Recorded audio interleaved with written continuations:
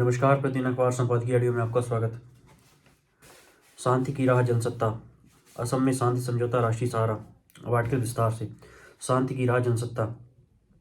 यह एक जगजाहिर तथ्य है कि असम में अलगाववादी समूह की गतिविधियों की वजह से पूर्वोत्तर के राज्यों में हालात कितने जटिल रहे हैं। इसे सुलझाने के लिए लंबे समय से कई स्तर पर कोशिशें चलती रही हैं, लेकिन शुक्रवार को इस दिशा में बड़ी कामयाबी मिली।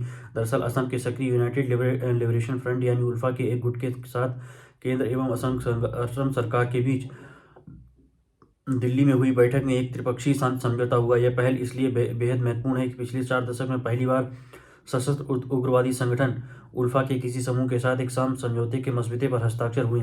इसके तहत अरविंद राजखोवा के नेतृत्व वाले उल्फा के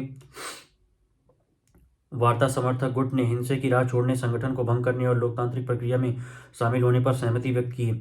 गौरतलब है कि असम बीते कई दशक से उल्फा की हिंसक गतिविधियों से त्रस्त रहा है, जिसे अब तक 10,000 से ज़्यादा लोगों को जान गंवानी पड़ी है। काफ़ी जद्दोजहद के बाद अब आकार में आ चुके इस त्रिपक्षीय समझौते से उम्मीद की जा रही है कि असम में दशकों पुराने उग्रवाद के दौरे के अंत की राह खुल सकेगी। दरअसल आसाम में उल्फा के अलगाववाद की मांग की जड़ में जिस तरह के सवाल थे, उसकी जड़ें राज्य के विकास और उसमें स्थानीय तबकों की भागीदारी के मुद्दे अहम रहे। मगर इन मुद्दों की जटिलता इससे समझी जा सकती है कि 1979 में उल्फा का गठन ही संप्रभु असम की मांग को लेकर किया गया था। तब से संगठन विध्वंसक गतिविधियों में शामिल रहा। ये उल्फा का जो गुट ताज़ा समझौते में शामिल हुआ है, उसने 2011 से ही हथियार नहीं उठाए और पहले ही हिंसा छोड़ दी थी। जाहिर है इस दौरान इस समूह को उग्रवाद और हिंसा के जरिए किसी समाधान या अपने मकसद तक पहुंचने की कोशिशों की बेईमानी होने की वास्तविकता का आभास हुआ। वहीं सरकार के स्तर पर इस जटिल समस्या के हल की राह निकालने के क्रम में असम के विकास को लेकर अनेक कदम उठाए गए, मगर राज्य में अलग अलग खेमों में काम कर रहे उग्रवादी गुटों के बीच असंतोष बना रहा। अब ताज़ा समझौते में इसी मुद्दे को केंद्र में रखते हुए केंद्रीय गृह मंत्री ने कहा है कि असम को एक बड़ा विकास पैकेज दिया जाएगा और मसौदे के प्रत्येक खंड को पूरी तरह लागू किया जाएगा। असम में अलगाववादी गतिविधियों को खुराक राज्य की सांस्कृतिक पहचान एवं संसाधनों पर उनके हक के सवाल से मिल रही थी। दूसरी ओर तथ्य यह भी है कि उल्फा के विद्रोह और उग्रवादी गतिविधियों की वजह से राज्य में विकास कार्य बाधित हुए थे। केंद्र सरकार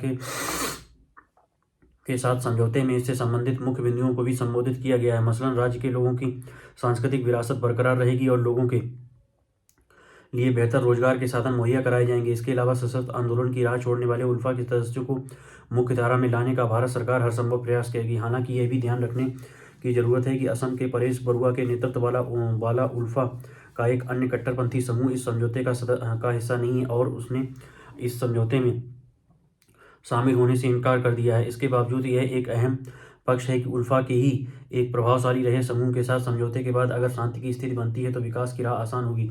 स्थिरता और विश्वास में निरंतरता से लोगों में उम्मीद पैदा होगी और यही संभवतः शांति की चाबी भी साबित हो। असम में शांति समझौता राष्ट्रीय सहारा।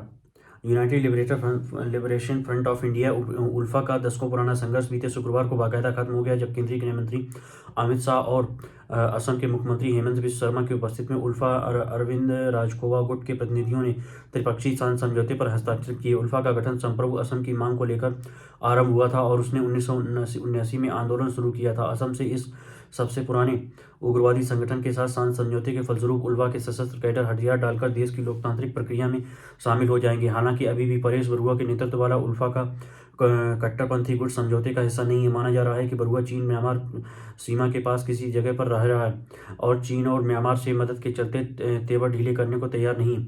दरअसल 2010 में उल्फा 2 हिस्सों में बढ़ गया था। एक हिस्से का नेतृत्व राजखोवा कर रहे थे और दूसरे हिस्से का नेतृत्व परेश बरुआ कर रहे हैं।